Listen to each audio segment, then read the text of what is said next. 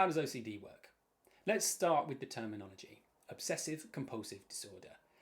Obsessions, things that go around in my mind that I can't get rid of, and compulsions, things I feel I have to do.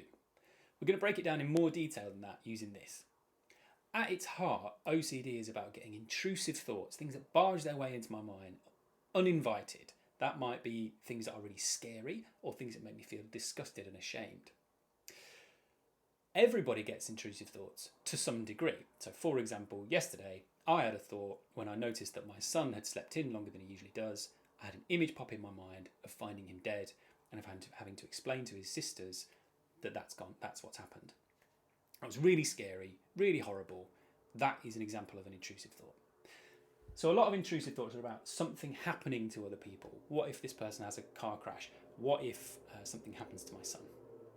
But a lot of intrusive thoughts are also about what if I did something inappropriate? What if I was violent to somebody? What if I was sexually inappropriate to somebody? What if I said something really awful? What if I said something racist or homophobic?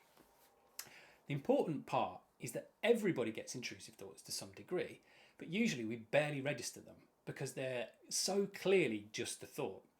But in OCD, you might get stuck on it if how it feels to you is the fact that you've had this thought means something about you or means something about the world. So it tends to fall into three categories. Either I feel I'm going mad or I'm going to lose control. Why have I just had such a horrific thought? Why can't I control my thoughts? I bet nobody else is thinking that way. If that's the way it feels to me, I'm not going to be able to just dismiss that thought. I'm going to feel I've got to do something about it. Or I might feel that the fact I've had that thought means I must be a terrible person. I must want that to happen, or I must want to do that.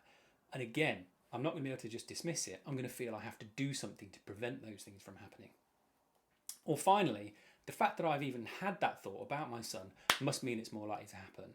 If you have a sense that your thoughts have some sort of power over the world or can influence what's going to happen, again, you're going to feel the need to try and control your thoughts, which is impossible to do.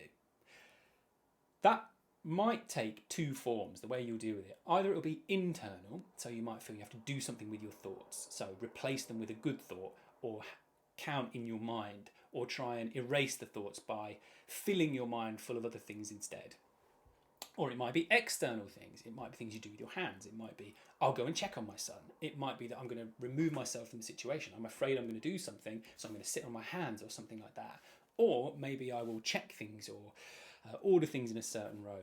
We often think of OCD as cleaning or lining things up, but that is only the very tip of the iceberg. That's only the way that person is dealing with their intrusive thoughts.